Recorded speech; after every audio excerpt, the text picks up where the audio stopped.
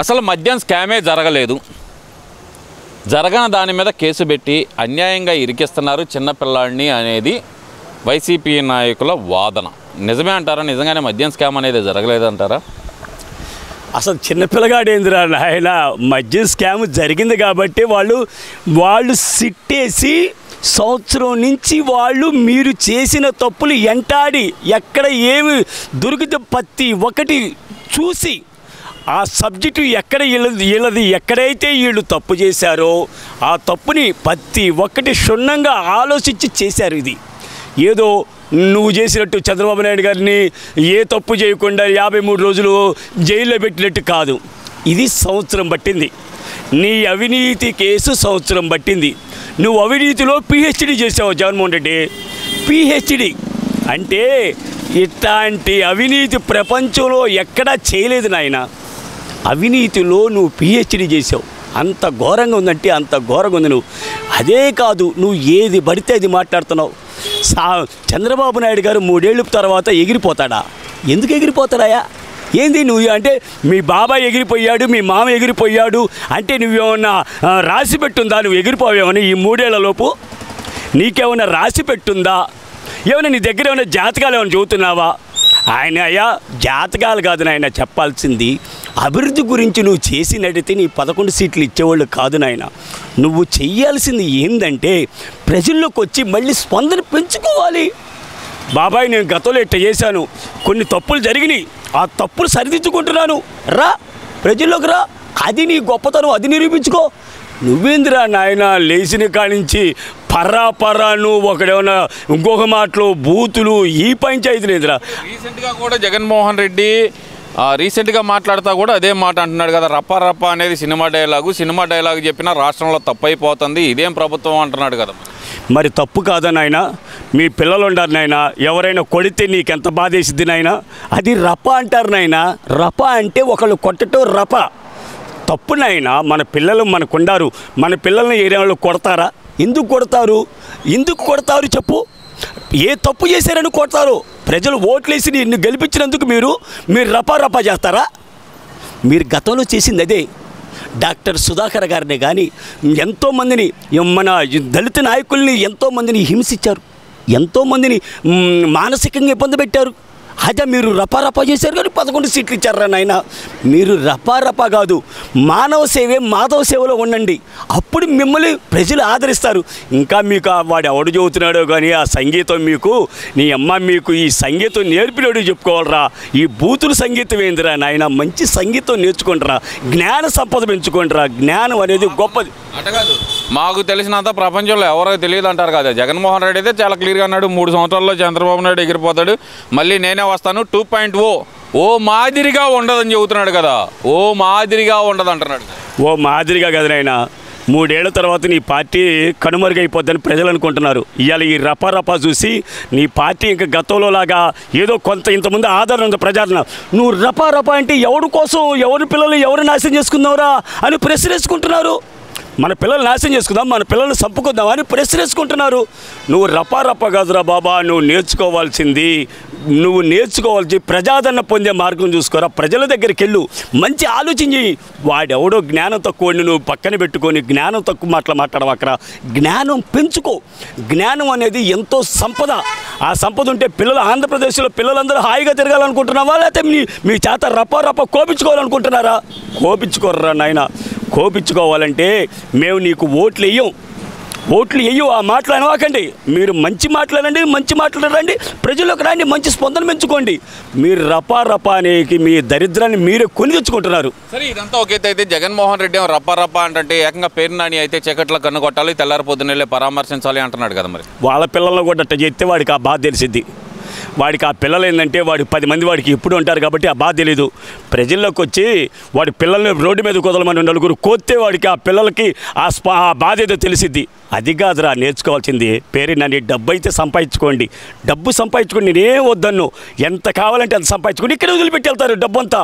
సంపద మొత్తం ఎక్కడ పెడతారు? లేకపోతే 10 మంది ఇంకో 4 స్థలాలు కొంటారు, 4 భూములు కొంటారు, 4 ఇళ్ళు కొనుక్కుంటారు.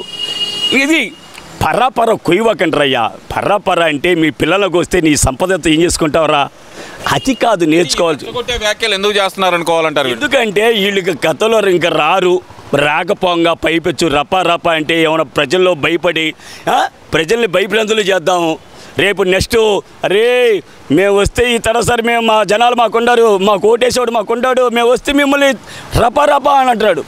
తప్పు నాన్న, రపా అనవాకండి. రపా అనేది ఎంత తప్పు అంటే అంత తప్పున్నారు తప్పు.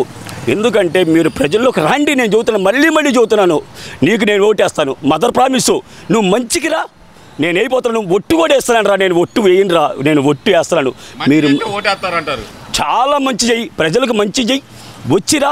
నీకు ఏదైనా చంద్రబాబు నాయుడు టైంలో ఏదైనా అవినీతి కానీ ఏదైనా మళ్ళీ జరిగితే ఎన్ని ఎత్తి చేపించు, ఏదైనా పొరపాట్లు జరిగితే చేపించు, నీ అంటే నేనుంటా.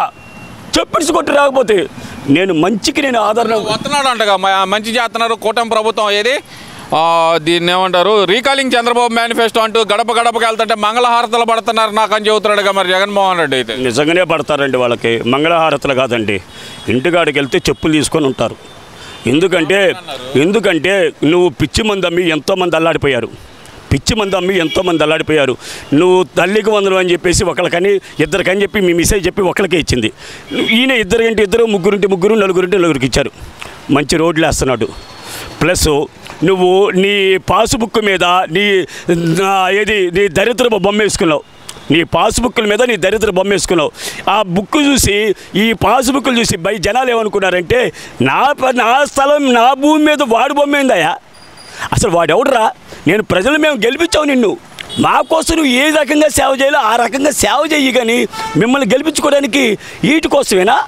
రోడ్లు వేయి, పిల్లలకి భవిష్యత్తు చూపించు. నేను ఎక్కడ దాక్కో దేనికండి, నేను వెళ్ళానండి సిఐ పిల్లలకి అదే స్టూడెంట్స్ని కళ్యాణ మండపంలో పెడితే నేను వెళ్తే స్టూడెంట్స్ని అడిగా, ఏమయ్యా లోకేష్ గారు ఏం చెప్పాడయా అన్నాడు. అడిగితే అన్నాడు, సార్ అంకులు చాలా బాగా చెప్పారు బాబాయ్ అని కొంతమంది, అంకులు అని కొంతమంది అన్నారు. బాబాయ్ సబ్జెక్టు గురించి చెప్పాడు బాబాయ్, ప్రతి ఒక్క సబ్జెక్టు గురించి వివరించి చెప్పాడు. ఈ సబ్జెక్టులో ఈ దమ్ముంటుంది, ఈ సబ్జెక్టులో ఈ దమ్ముంటుంది అని చెప్పాడు. అది బాబాయ్. అబ్బాయి మీరు లోకేష్ గారి మీద ప్రేమతో చెబుతున్నారన్న సిఏ స్టూడెంట్స్ని. అదేంది బాబాయ్, మా భవిష్యత్తు మేము చూసుకోవాలి. లోకేష్ గారు ఎవరు బాబాయ్? లోకేష్ గారు చెప్పిన దాంట్లో సబ్జెక్ట్ ఉందా లేదా నీకు చెప్పాను బాబాయ్. జగన్మోహన్ రెడ్డి సబ్జెక్ట్ చెప్పడం లేదా?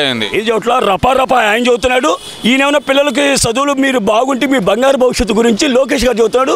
ఆయనేమన్నా వాళ్ళ నాయకులకి ఏమన్నా రపా గోయమని ఆయన చదువుతున్నాడు. ఏది గొప్ప? మరి ఇద్దరు ఎవరు నాయకుడు అనుకోవాలంటారు? ఇప్పుడు ఎవరు నాయకుడు అనుకునేది ఏముంది? మేము గతంలో మేము మళ్ళీ ఆయన ఒకసారి వస్తే ఎవటో బాగుంటుందామని చెప్పేసి జగన్మోహన్ రెడ్డి చూసాము. ఇప్పుడు మేము బాగోలేదు. లోకేష్ గారు కానీ చూడండి, ఇవాళ స్టూడెంట్స్ దగ్గరికి కానీ నిన్న దొడ్డు బియ్యం బదులు సన్న బియ్యం పెట్టి పిల్లలు, నేనేదో సరదాగా మాట్లాడినండి, మంచి బట్టలు ఇస్తున్నాడంట, సన్న బియ్యం అన్నం పెడుతున్నాడంట, చిట్టి అంటే మామూలుగా తినేది అది ఉంటుంది, అవన్నీ బాగుండే అంకులు పిల్లలు కూడా చూస్తున్నారు. కోట బియ్యం ఉంటాయి, కోట బియ్యం ఇవాళ 15 రోజులు ఇస్తారు అంట ఏదో అన్నారు. ముసలోళ్ళు 60 ఏళ్ళు, ఏదైనా 60 కాదు 70 ఏళ్ళు ఎవరైనా దాటినోళ్ళు కోట దగ్గరికి రాలేకపోతే వాళ్ళ ఇంటికి ఇవ్వమన్నాడంట. ఇస్తున్నాడంట, కోట బియ్యం కూడా ఇస్తున్నారు. ఎందుకంటే కోట బియ్యం 15 రోజులు నాకు ఈలు పడినప్పుడల్లా తెచ్చుకుంటాను అని వాళ్ళు అన్నారు. జెండా చెట్టు కాడ, గోరంట్ల జెండా చెట్టు కాడ ఒక ఆమంది, అన్నా నువ్వు చాలా బాగా వీళ్ళు కోట బియ్యం చాలామంది తీసుకెళ్తున్నారన్న, ఇంతకుముందు ఆ బండి కోసం ఎదురు చూసేవాళ్ళం అన్నా, మేము పనికి వెళ్ళేవాళ్ళం, మాకు దొరికేవి కాదు. ఇవాళ మాకు పనికి వెళ్ళి వచ్చినా కానీ మాకు కోట బియ్యం దొరుకుతున్నాయి అన్న, తీసుకెళ్తున్నాం. ఇవన్నీ కాదు బాబాయ్, మరి ఈ పేరు నాని కానీ వీళ్ళు చెప్పే వ్యాఖ్యలను అసలు ఎలా చూడాలంటారు? మీరు ఏం చెబుతారు ఫైనల్గా వాళ్ళకి? వరస్ట్ మాటలు మాట్లాడటం మానుకోవాలి. ఫస్ట్ మీరు ఫండమెంట్లో వరస్ట్ మాటలు మాట్లాడటం మానుకోవాలి. మంచి సబ్జెక్టులు మాట్లాడుకోండి, ప్రజల్లోకి రండి, మంచి స్పందన పెంచుకోండి. నేను కూడా ఓటేస్తానన్నాగా, నేను తెలుగుదేశానికి పక్కా తెలుగుదేశం అనుకోండి. మంచి చేస్తే ఓటైపోతే నీ చెప్పిడిసి కొట్టరా అంటున్నా. నేను దమ్ము ధైర్యం, నేను అబద్ధవాడును 1 లక్ష నాకైతే లేదబ్బా. ఎందుకంటే వాళ్ళు పరాపరాలోనే ఉండారు, కానీ మంచి చేయాలి ఆలోచనలు. ప్రజల్లో కూడా స్పందన తగ్గిపోయిందండి, తగ్గిపోయింది వాళ్ళల్లో. ఇంకా దాని గురించి నేను మాట్లాడటం కూడా అనవసరం.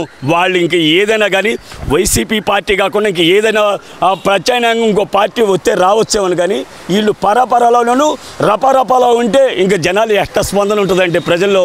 వాళ్ళ పిల్లలు ఆగం చేసుకోరు కదండి, వాళ్ళ పిల్లల మటుకి రోడ్డు మీదకి వెళ్తే ఇంటికి రావాలి కదండి. మంచి ఆలోచన చేస్తున్నారండి ప్రజలు.